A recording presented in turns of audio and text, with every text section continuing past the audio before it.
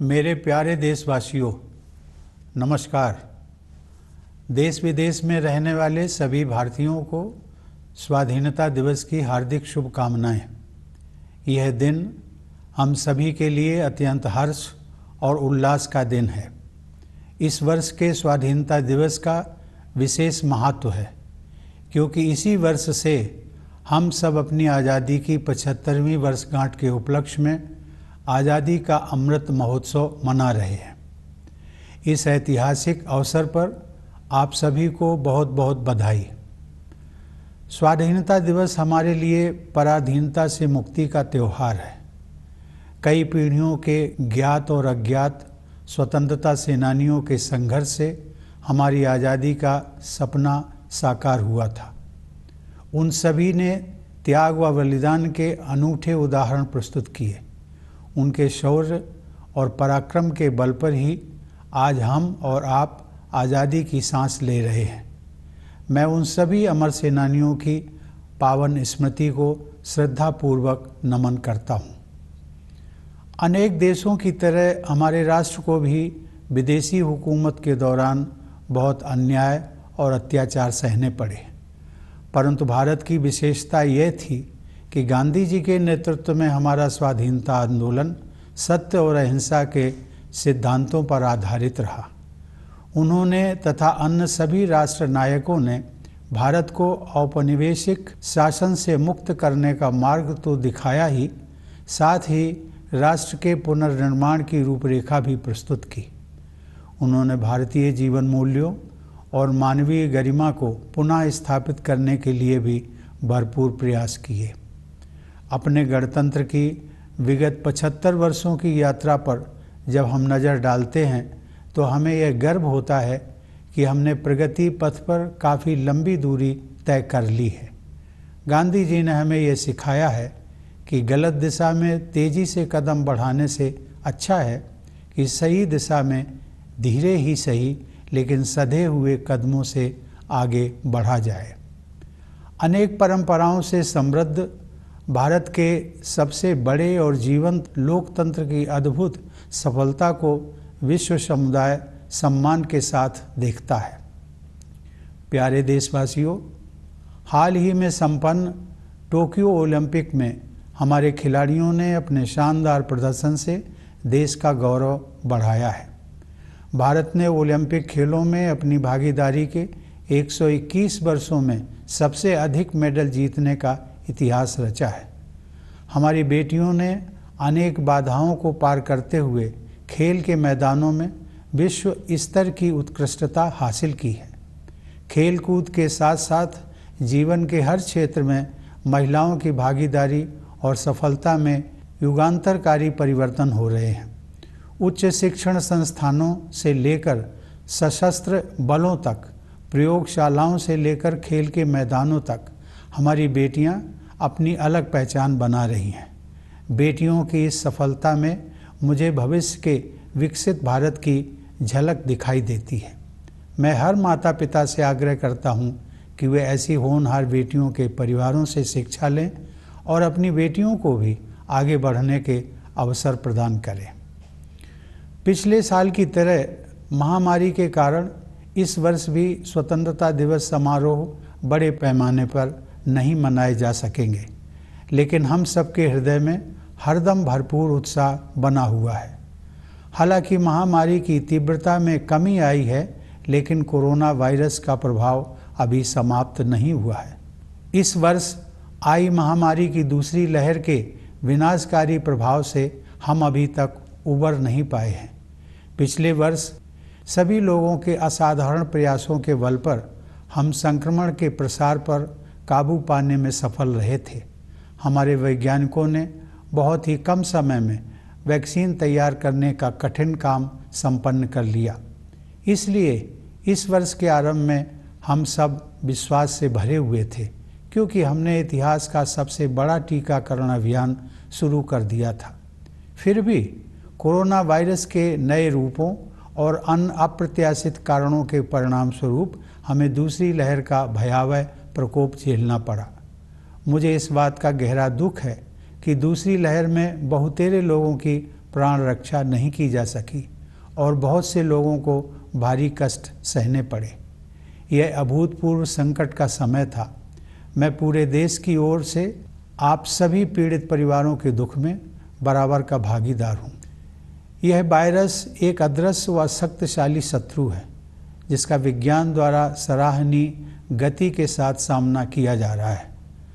हमें इस बात का संतोष है कि इस महामारी में हमने जितने लोगों की जानें गंवाई हैं उससे अधिक लोगों की प्राण रक्षा कर सके हैं।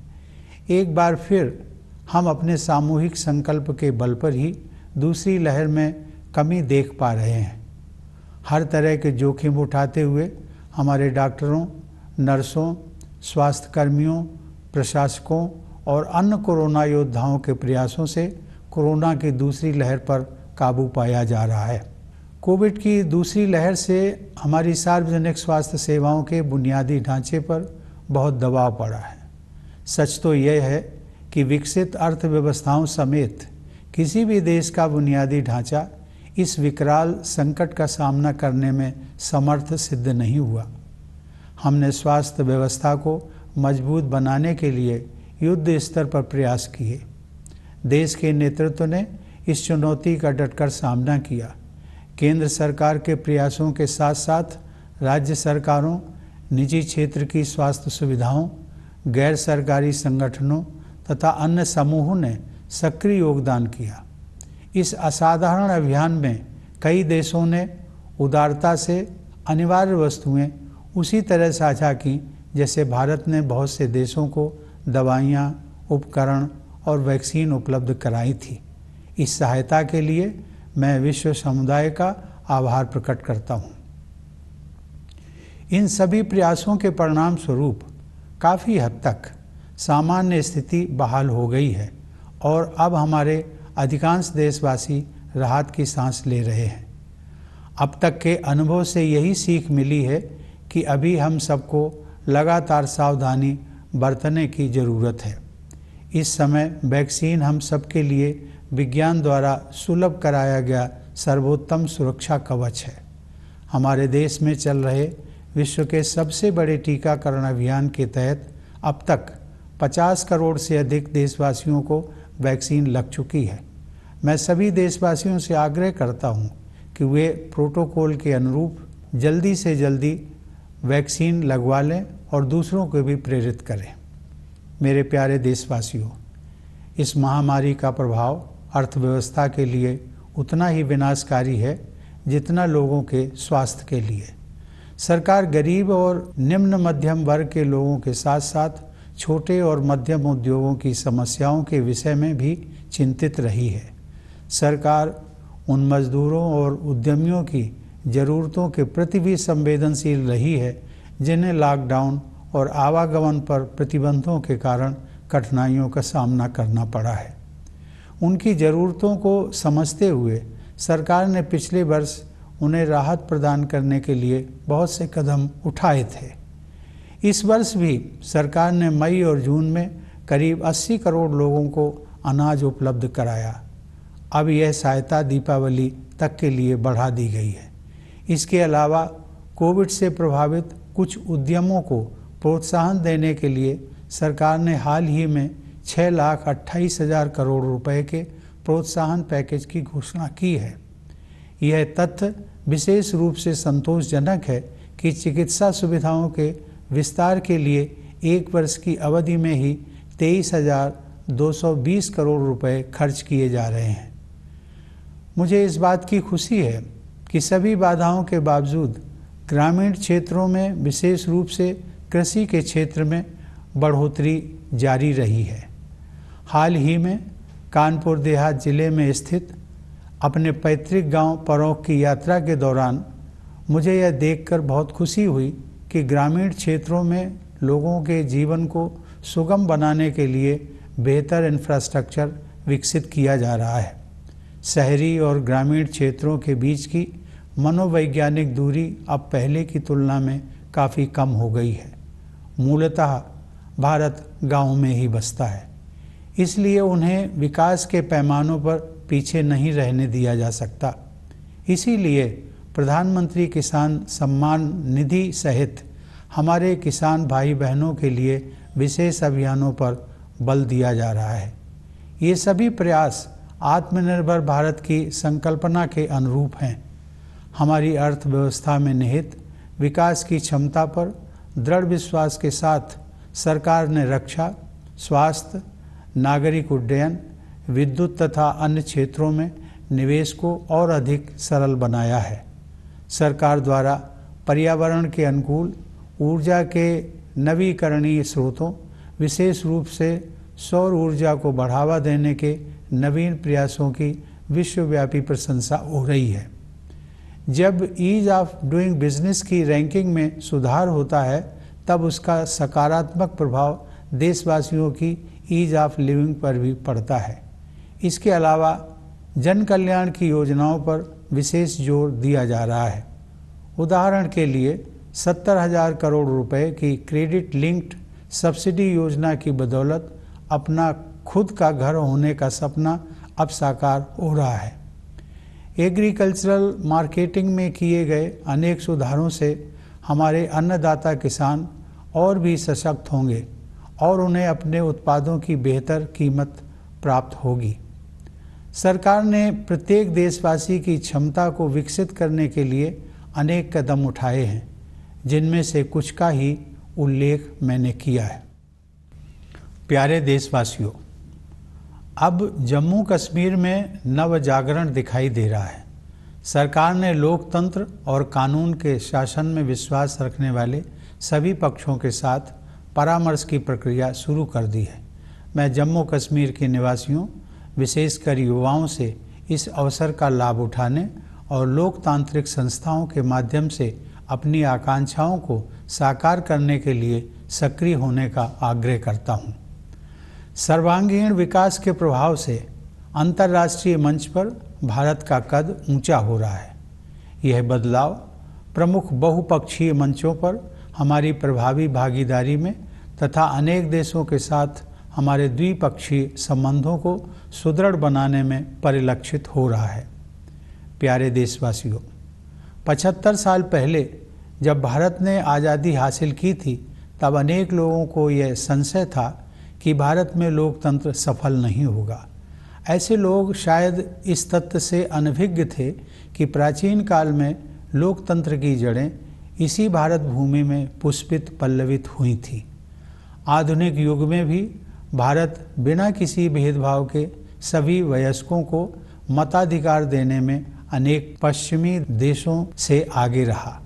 हमारे राष्ट्र निर्माताओं ने जनता के विवेक में अपनी आस्था व्यक्त की और हम भारत के लोग अपने देश को एक शक्तिशाली लोकतंत्र बनाने में सफल रहे हैं। हमारा लोकतंत्र संसदीय प्रणाली पर आधारित है, अतः संसद हमारे लोकतंत्र का मंदिर है, जहां जनता की सेवा के लिए महत्वपूर्ण मुद्दों पर वाद विवाद, संवाद और निर्णय करने का सर्वोच्च मंच हमें उपलब्ध है। ये सभी देशवासियों के लिए बहुत गर्व की बात है कि हमारे लोकतंत्र का यह मंदिर निकट भविष्य में ही एक नए भवन में स्थापित होने जा रहा है। यह भवन हमारी रीति और नीति को अभिव्यक्त करेगा। इसमें हमारी विरासत के प्रति सम्मान का भाव होगा और साथ ही समकालीन विश्व के साथ कदम मिलाकर चलने की कुशलता का प्रदर्शन भी होगा। स्वतंत्रता की 75वीं वर्षगांठ के अवसर पर इस नए भवन के उद्घाटन को विश्व के सबसे बड़े लोकतंत्र की विकास यात्रा में एक ऐतिहासिक प्रस्थान बिंदु माना जाएगा। सरकार ने इस विशेष वर्ष को स्मरणीय बनाने के लिए कई योजनाओं का शुभारंभ किया है। गगनयान मिशन उन अभियानों में विशेष महत्व रखता है। इस मिशन के तहत भारतीय वायुसेना के कुछ पायलट विदेश में प्रशिक्षण प्राप्त कर रहे हैं। जब वे अंतरिक्ष में उड़ान भरेंगे तो भारत मानव युक्त अंतरिक्ष मिशन को अंजाम देने वाला दुनिया का चौथा देश बन जाएगा। इस प्रकार हमारी आकांक्षाओं की उड़ान किसी प्रकार की सीमा में बंधने वाली नहीं है। फिर भी हमारे पैर यथार्थ की ठोस जमीन पर टिके हुए हैं। हमें यह एहसास है कि आज़ादी के लिए मर मिटने वाले स्वाधीनता सेनानियों के सपनों को साकार करने की दिशा में हमें अभी काफ़ी आगे जाना है। वे सपने हमारे संविधान में न्याय, स्वतंत्रता, समता और बंधुता इन 4 सार गर्भित शब्दों द्वारा स्पष्ट रूप से समाहित किए गए हैं। असमानता से भरी विश्व व्यवस्था में और अधिक समानता के लिए तथा अन्यायपूर्ण परिस्थितियों में और अधिक न्याय के लिए दृढ़तापूर्वक प्रयास करने की आवश्यकता है। न्याय की अवधारणा बहुत व्यापक हो गई है, जिसमें आर्थिक और पर्यावरण से जुड़ा न्याय भी शामिल है। आगे की राह बहुत आसान नहीं है, हमें कई जटिल और कठिन पड़ाव पार करने होंगे, लेकिन हम सबको असाधारण मार्गदर्शन उपलब्ध है। यह मार्गदर्शन विभिन्न स्रोतों से हमें मिलता है। सदियों पहले के ऋषि मुनियों से लेकर आधुनिक युग के संतों और राष्ट्र नायकों तक हमारे मार्गदर्शकों की अत्यंत समृद्ध परंपरा की शक्ति हमारे पास है। अनेकता में एकता की भावना के बल पर हम दृढ़ता से एक राष्ट्र के रूप में आगे बढ़ रहे हैं। विरासत में मिली हमारे पूर्वजों की जीवन दृष्टि इस सदी में न केवल हमारे लिए बल्कि पूरे विश्व के लिए सहायक सिद्ध होगी। आधुनिक औद्योगिक सभ्यता ने मानव जाति के सम्मुख गंभीर चुनौतियां खड़ी कर दी हैं। समुद्रों का जल स्तर बढ़ रहा है, ग्लेशियर पिघल रहे हैं और पृथ्वी के तापमान में वृद्धि हो रही है। इस प्रकार जलवायु परिवर्तन की समस्या हमारे जीवन को प्रभावित कर रही है। हमारे लिए गर्व की बात है कि भारत ने न केवल पेरिस जलवायु समझौते का पालन किया है, बल्कि जलवायु की रक्षा के लिए तय की गई प्रतिबद्धता से भी अधिक योगदान कर रहा है। फिर भी मानवता को विश्व स्तर पर अपने तौर तरीके बदलने की सख्त ज़रूरत है। इसीलिए भारतीय ज्ञान परंपरा की ओर दुनिया का रुझान बढ़ता जा रहा है। ऐसी ज्ञान परंपरा जो वेदों और उपनिषदों के रचनाकारों द्वारा निर्मित की गई, रामायण और महाभारत में वर्णित की गई, भगवान महावीर, भगवान बुद्ध तथा गुरु नानक द्वारा प्रसारित की गई और महात्मा गांधी जैसे लोगों के जीवन में परिलक्षित हुई। गांधी जी ने कहा था कि प्रकृति के अनुरूप जीने की कला सीखने के लिए प्रयास करना पड़ता है, लेकिन एक बार जब आप नदियों और पहाड़ों, पशुओं और पक्षियों के साथ संबंध बना लेते हैं तो प्रकृति अपने रहस्यों को आपके सामने प्रकट कर देती है। आइए हम संकल्प लें कि गांधी जी के इस संदेश को आत्मसात करेंगे और जिस भारत भूमि पर हम रहते हैं उसके पर्यावरण के संरक्षण के लिए त्याग भी करेंगे। हमारे स्वतंत्रता सेनानियों में देश प्रेम और त्याग की भावना सर्वोपरि थी। उन्होंने अपने हितों की चिंता न करते हुए हर प्रकार की चुनौतियों का सामना किया। मैंने देखा है कि कोरोना के संकट का सामना करने में भी लाखों लोगों ने अपनी परवाह न करते हुए मानवता के प्रति निस्वार्थ भाव से दूसरों के स्वास्थ्य और प्राणों की रक्षा के लिए भारी जोखिम उठाए हैं। ऐसे सभी कोविड योद्धाओं की मैं हृदय से सराहना करता हूँ। अनेक कोविड योद्धाओं को अपनी जान भी गंवानी पड़ी है। मैं उन सब की स्मृति को नमन करता हूँ।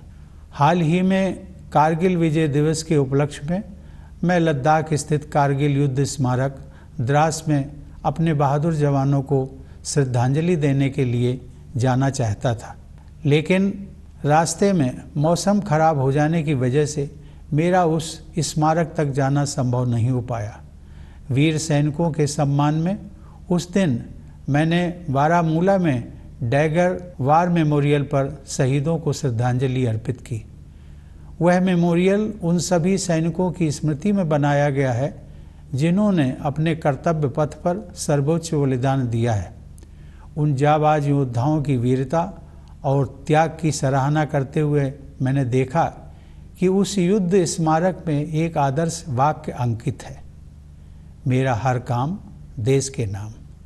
यह आदर्श वाक्य हम सभी देशवासियों को मंत्र के रूप में आत्मसात कर लेना चाहिए तथा राष्ट्र के विकास के लिए पूरी निष्ठा व समर्पण से कार्य करना चाहिए। मैं चाहूँगा कि राष्ट्र और समाज के हित को सर्वोपरि रखने की इसी भावना के साथ हम सभी देशवासी भारत को प्रगति के पथ पर आगे ले जाने के लिए एकजुट हो जाएं। मेरे प्यारे देशवासियों, मैं विशेष रूप से भारतीय सशस्त्र बलों के वीर जवानों की सराहना करता हूं, जिन्होंने हमारी स्वतंत्रता की रक्षा की है और आवश्यकता पड़ने पर साहस बलिदान भी दिया है। मैं सभी प्रवासी भारतीयों की भी प्रशंसा करता हूं। उन्होंने जिस देश में भी घर बसाया है, वहां अपनी मातृभूमि की छवि को उज्जवल बनाए रखा है। मैं एक बार फिर आप सभी को भारत के 75वें स्वतंत्रता दिवस की पूर्व संध्या पर बधाई देता हूं। यह वर्षगांठ मनाते हुए मेरा हृदय सहज ही आज़ादी के शताब्दी वर्ष 2047 के सशक्त, समृद्ध और शांतिपूर्ण भारत की परिकल्पना से भरा हुआ है। मैं यह मंगल कामना करता हूं कि हमारे सभी देशवासी कोविड महामारी के प्रकोप से मुक्त हों तथा सुख और समृद्धि के मार्ग पर आगे बढ़ें। एक बार पुनः आप सभी को मेरी शुभकामनाएं। धन्यवाद। जय Hind.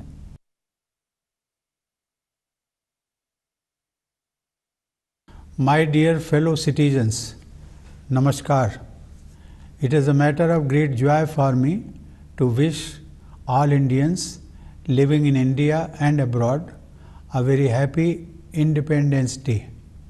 This day has a special significance as it marks the beginning of the 75th year of India's independence, for which Azadi Ka Amrit Mahotsav is being celebrated.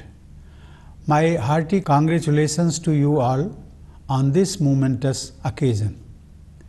Independence Day is a festival of freedom for us. This was made possible by generations of freedom fighters, some known, many unknown. They made great sacrifices. Today, you and I breathe under free skies thanks to their heroic deeds. I bow in respect to the pious memory of those brave martyrs. Our nation, like many others, suffered great injustices and tyranny under foreign rule. What distinguishes India, however, is that the character of our nationalist movement led by Mahatma Gandhi was based on the principles of truth and non-violence.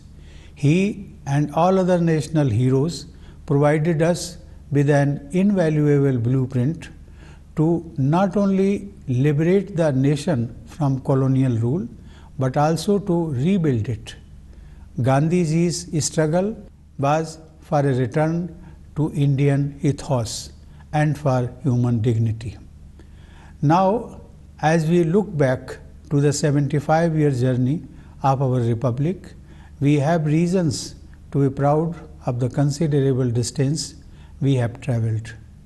Gandhiji taught us that slow and steady steps in the right direction are preferable to rapid strides in the wrong direction. The world looks up at the miracle of India, home to the plurality of traditions and yet the biggest and most vibrant democracy. Dear fellow citizens, in the recently concluded Tokyo Olympics, our sportspersons have brought laurels to the nation with their stellar performances. India has won the highest number of medals in the 121 years of its participation in the Olympics. Our daughters have achieved world-class excellence in playgrounds, overcoming many adversities. Along with the sports, epoch-making changes are taking place in the participation and success of women in all walks of life. From higher educational institutions to armed forces, from laboratories to playgrounds, our daughters are making their mark. In this success of our daughters, I see a glimpse of a developed India of the future. I urge every parent to learn from the families of such promising daughters and provide opportunities to their daughters also to explore avenues of growth. Like last year, this year too, the scale of Independence Day celebration may have been reduced due to pandemic. Yet, our hearts remain always filled with enthusiasm. The intensity of the pandemic has come down, but the coronavirus has not yet gone away. We are yet to come out of the devastating effects of its recurrence this year. Last year, with exceptional efforts from all, we had succeeded in bringing the spread of infections under control.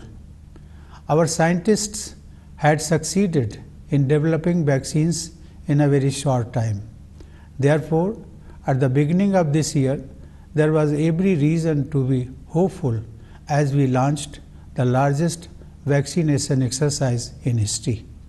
Yet, due to the new variants and other unexpected factors, we suffered from a terrible second wave. I am deeply sad that many lives could not be saved and many more suffered immensely in this phase of an unprecedented crisis. I speak for the whole nation when I say that I share the grief of all the affected families with the same intensity.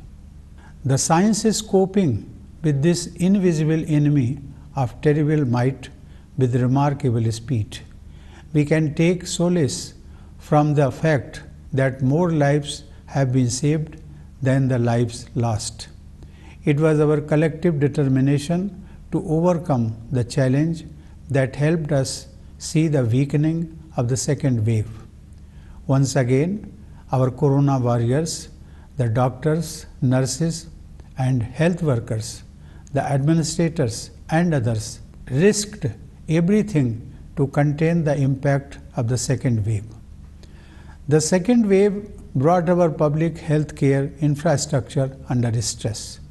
The reality is that no infrastructure, even of advanced economies, could withstand a crisis of such enormous proportions. Efforts were made on war footing to plug the gaps. The leadership rose to the challenge, and the government's endeavors were supplemented by initiatives of the states, private sector health care facilities, the civil society, and others. In this extraordinary mission, foreign nations shared the essentials generously, just as India had reached out to many nations with medicine, equipment, and vaccines. I am grateful to the global fraternity that came forward with a helping hand. Due to these efforts, the nation breathes a sigh of relief with the return of a semblance of normalcy. If we have learned our lessons well, we know that this is the time of extra care and caution. We shall not let our guard down.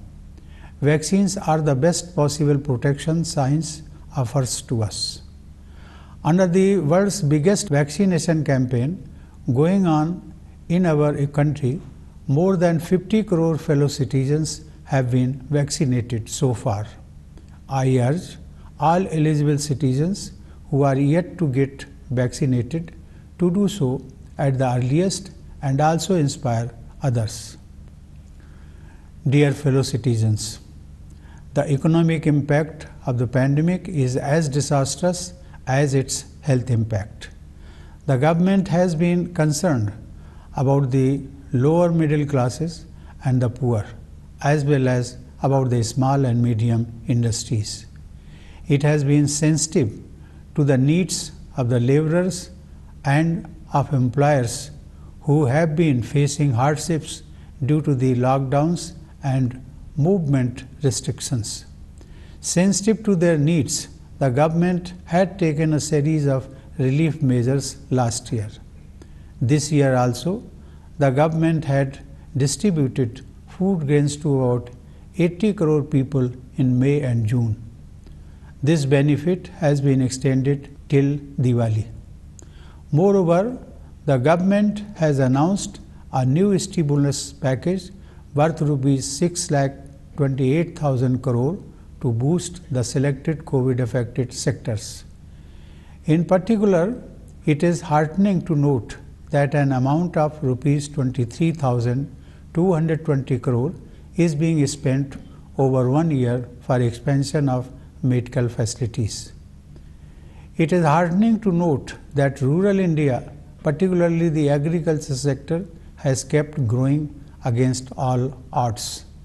In a recent visit to my ancestral village Paronk in Kanpur Dehat district, I was quite pleased to find that better infrastructure is being developed to make life better for people in rural areas. The psychological distance between the urban and the rural is now much less as compared to the past. After all, India lives in its villages, which cannot be allowed to lag behind in development. That is why special campaigns, including the Pradhan Mantri Kisan Samman Nidhi, are being implemented for the welfare of our farmers. These efforts are consistent with the vision of an Atmanirbhar Bharat, a self-reliant India. With abiding faith in the inherent capacity of the economy, the government has further opened up defense, health, civil aviation, power and other sectors. The government's new initiatives to promote eco-friendly renewable sources of energy, particularly solar power, have won praise around the world. If there is an improvement in the ease of doing business, it has a positive impact on the ease of living for all. In addition to these, a special emphasis is being given to public welfare. For example, the dream of having a home of one's own is being realized thanks to the Rs 70,000 crore credit-linked subsidy scheme. The series of agricultural marketing reforms will empower our Annadata farmers and help them get better price for their produce. These are some of the measures the government has taken to unleash the potential of every Indian. Dear fellow citizens, a new dawn is rising in Jammu and Kashmir. The government has initiated the process of consultation with all stakeholders who have faith in democracy and the rule of law. I urge the people, especially the youth of Jammu and Kashmir, to utilize this opportunity and work on realizing their aspirations through democratic institutions. With all-round progress, India's stature is rising in the international arena, as it was reflected in our participation in several key multilateral forums as well as in consolidating bilateral relationships with several countries. Dear fellow citizens, when India won independence 75 years ago, many skeptics thought democracy would not survive in India. Little did they know that roots of democracy were nurtured in this soil in ancient times, and even in modern times, India was ahead of many Western nations in offering franchise to all adults, regardless of any distinctions. The founding fathers had reposed their faith in the wisdom of the people, and we, the people of India, have made India a strong democracy. We have adopted the system of parliamentary democracy. Therefore, our parliament is the temple of our democracy, which provides us the highest forum where we discuss, debate and decide issues for the well-being of our people. It is a matter of great pride for all Indians that our parliament will soon be housed in a new building. It will be a fitting statement of our outlook. It will honor our legacy while also walking in step with the contemporary world. It is more than symbolic that the new building will be inaugurated in the year of the 75th anniversary of independence. The government has planned many initiatives to make this special year memorable, and the most exciting of them all may as well be the Gaganyaan mission. Pilots of the Indian Air Force have been receiving training abroad. When they fly off into space, India will become only the fourth nation on the planet to carry out a manned space mission. When it comes to the flights of our ambitions, we don't let any limitations define us. Yet we keep our feet on the ground. We acknowledge that we still have a long way to go in realizing the dreams of those who won the freedom for us. Our Constitution neatly summarizes those dreams in 4 words: justice, liberty, equality, and fraternity. We must strive for more equality in an unequal world, more justice in unjust circumstances. Justice has come to encompass a large range of connotations, including economic and environmental justice. The road ahead is not easy. We will have to negotiate many twists and turns, but we have the benefit of incomparable guidance. It comes to us from diverse sources, from the venerable seers of millennia ago, down to the sages and leaders of more recent times.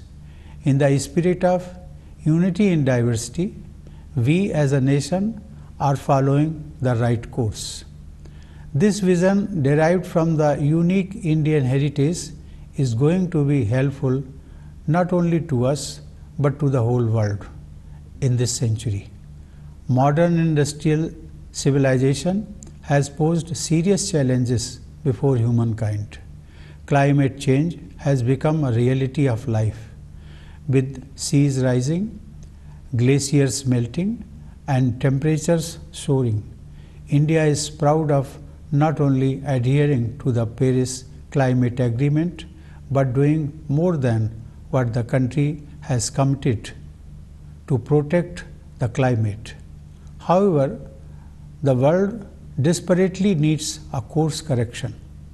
This is why the world is increasingly turning to the wisdom of India, as created by the authors of the Vedas and Upanishads, as depicted in the Ramayana and Mahabharata, as taught by Lord Mahavira, Lord Buddha, and Guru Nanak, and as reflected in the lives of the likes of Mahatma Gandhi.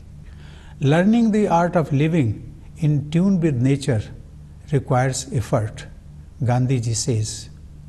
But once you establish a relationship with rivers and mountains, birds and animals, nature reveals its secrets to you. Let us resolve to listen to this message of Gandhiji and also to make sacrifices for the sake of the land we live in. The spirit of patriotism and sacrifice was paramount among our freedom fighters. They faced all kinds of challenges without caring for their own interests. I have seen that in the face of corona crisis, lakhs of people have taken enormous risks to protect others with the spirit of selfless service for humanity. I convey my profound appreciation for all such COVID warriors. Many of them succumbed to COVID-19. I pay homage to them. Recently, on the occasion of Kargil Vijay Divas, I wanted to visit the Kargil War Memorial, Dras, in Ladakh, to pay homage to our brave soldiers. But due to bad weather, it was not possible for me to reach that monument. On that day, I paid homage to our brave soldiers at the Dagger War Memorial in Baramulla. That memorial has been built in the memory of all the soldiers who have made the supreme sacrifice in their line of duty. While appreciating the valor and sacrifice of those brave warriors, I noticed that the war memorial has a motto inscribed, Mera har kaam desh ke naam, which means each and every deed of mine is for the nation.